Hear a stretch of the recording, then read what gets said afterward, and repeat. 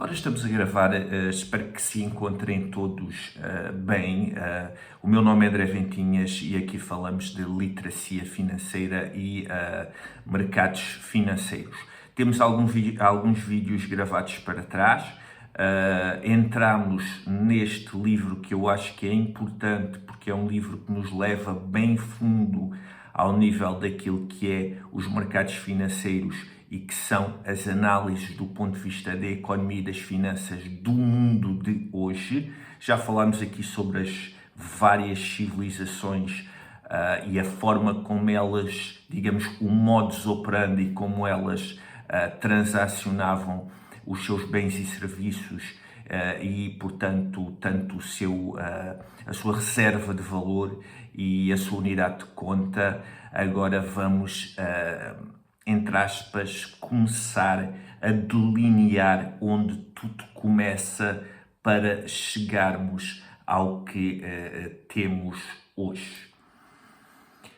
Capítulo 6, The Innovation of Double Entry Bookkeeping, portanto, a inovação das duplas entradas no balanço. O bookkeeping não é mais do que balanço.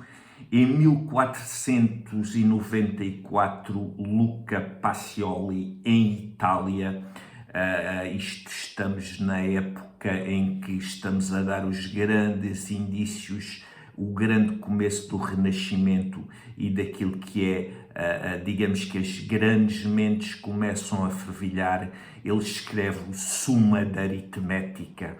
Ele dá início, portanto, àquilo que é a dupla entrada nos balanços, os tais passivos e ativos, e, portanto, ele começa a abrir esse horizonte do chamado balanço que em inglês se denomina bookkeeping. Daqui, hoje, retiramos também o capital próprio quando fazemos a análise desse balanço.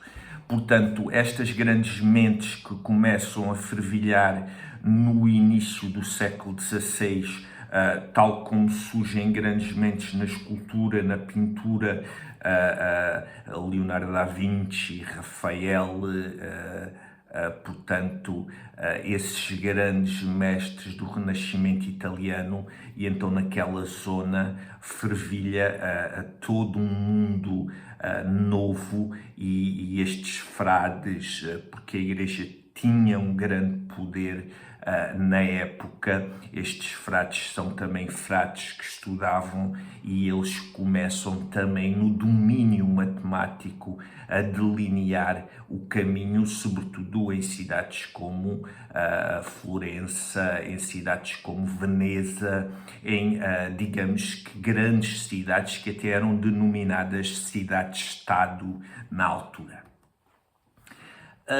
Aqui se joga um jogo muito simples que se pode tornar complexo e vamos ver porquê.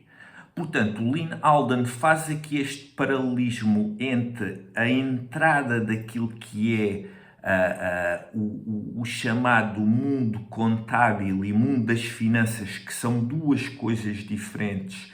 Ela faz-nos um bom apanhado e um bom resumo histórico daquilo que firma as bases em que se sustenta a economia e as finanças atuais, que pode estar numa mudança de paradigma, tal como todo o domínio geopolítico do mundo.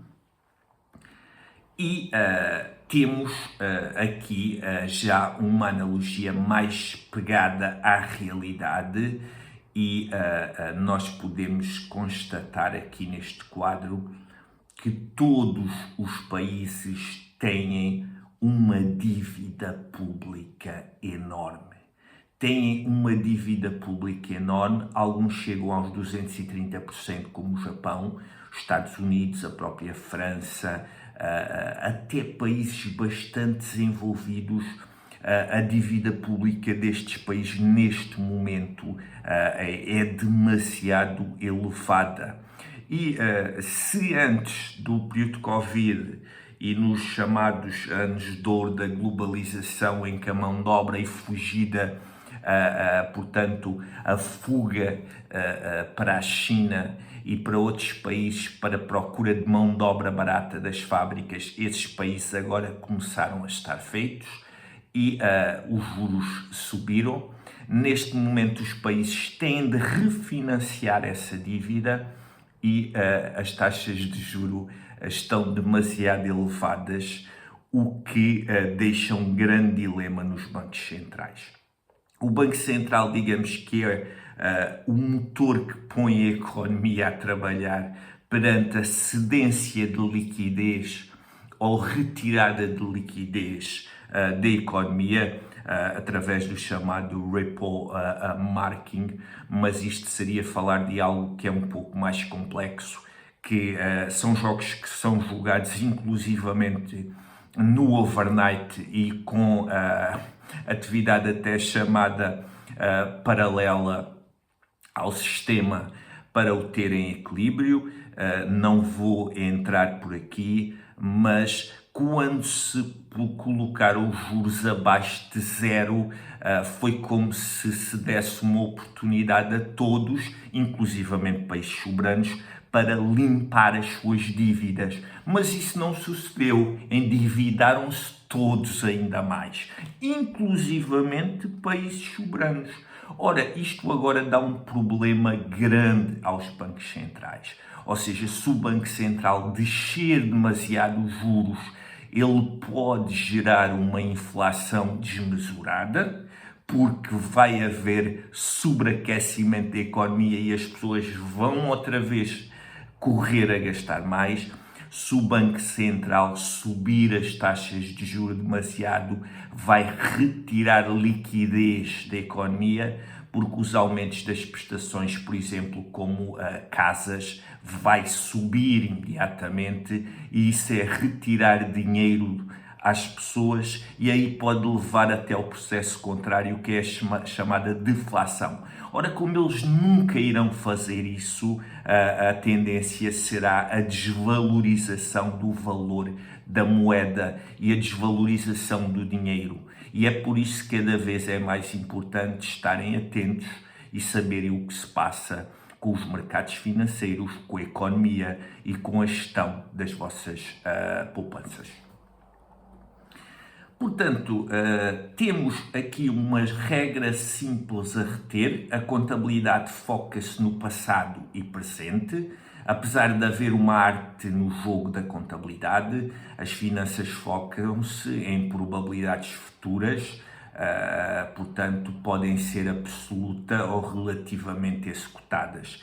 Aquilo que são finanças estão mais ou menos baseadas em orçamentos que não são mais do que previsões, mas ainda outro dia ouvi um reputado economista a falar e ele dizia que previsões matemáticas se podem fazer hoje com líderes e políticos destes, como Donald Trump,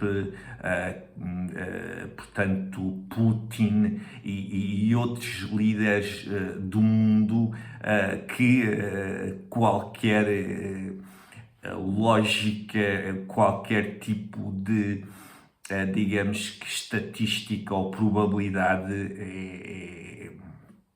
é impossível de fazer, porque aquelas mentes são completamente imprevisíveis e não abonam nada a haver uma normalidade do sistema.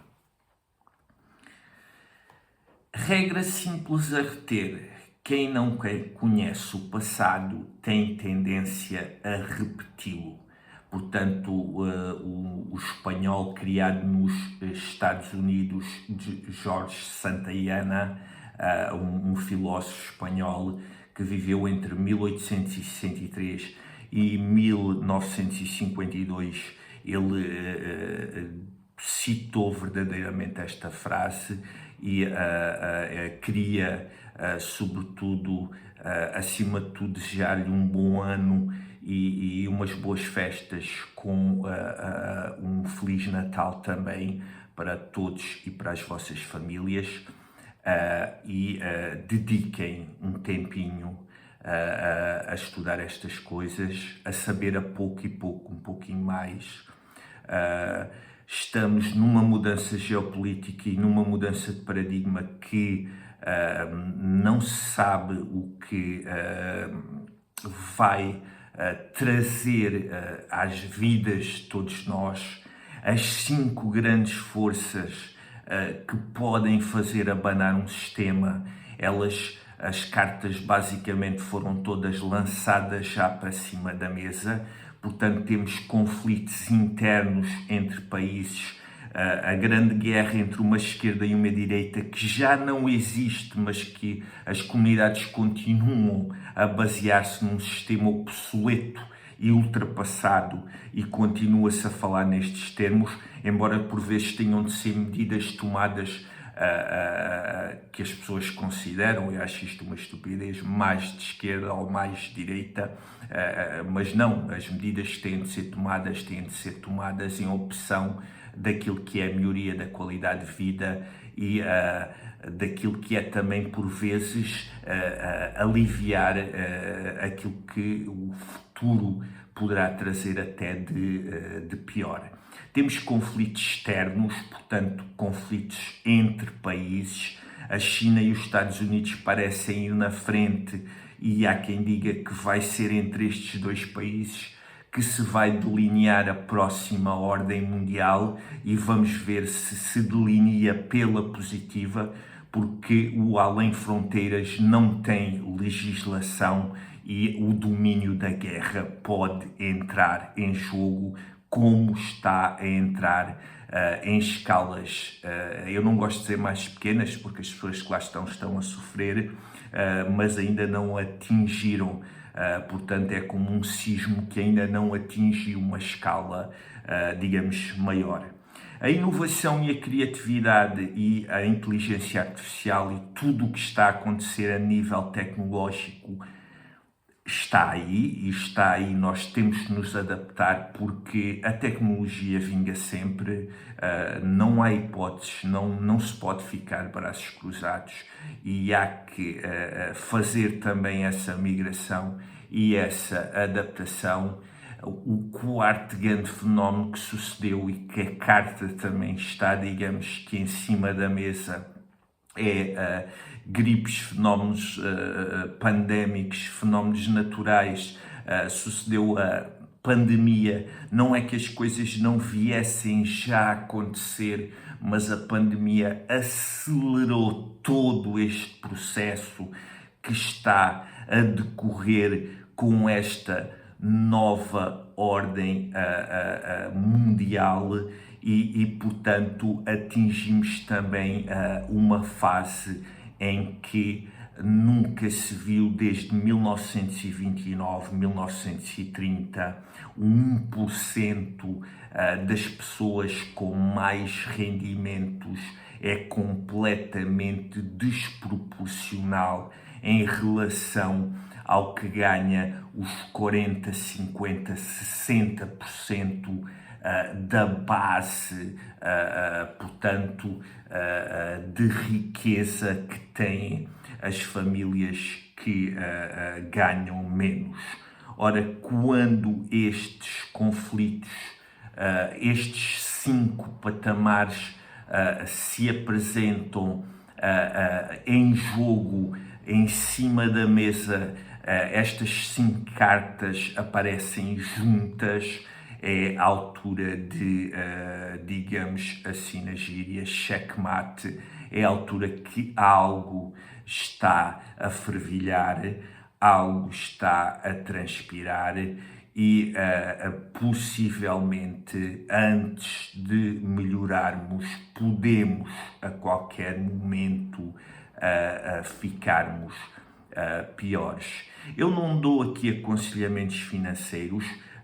Aquilo que digo sempre é que tenho uma carteira diversificada, não é muito, mas em relação aos 2, 3 anos passados e sobretudo pela instabilidade que tem havido e face a eu ser um investidor de médio e longo prazo, estou a ter uma perda relativamente não muito grande neste momento, mas posso-vos adiantar que me desfiz de cerca de 30% daquilo que tinha em carteira para ficar posicionado em cash, ou seja, em dinheiro.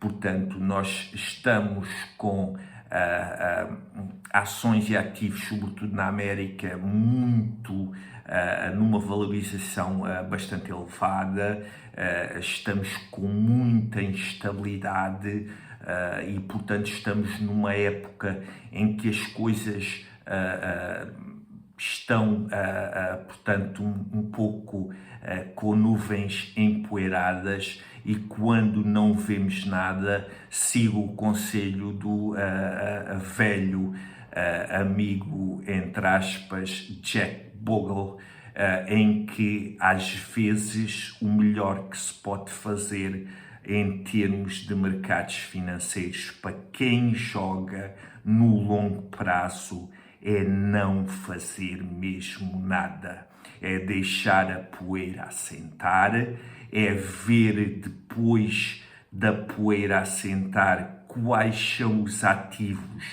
que estão relativamente mais acessíveis após a sua análise profunda a nível de resultados, a nível de receitas, a nível dos balanços, a nível de liquidez e de cash flow que as empresas vão libertando, e depois sim entrar, fazer uma opção, mas quando digamos que o pó assentar. Neste momento há muita poeira e o melhor é termos a carteira diversificada, termos uma percentagem em cash para poder entrar numa altura em que as coisas possam resvalar mais, e é esta a minha posição.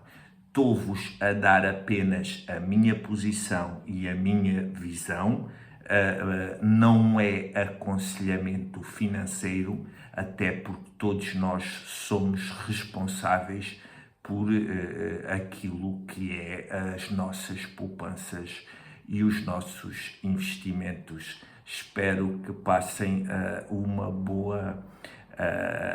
boas festas com as vossas famílias, e encontramos-nos aí porventura no próximo ano, se Deus quiser.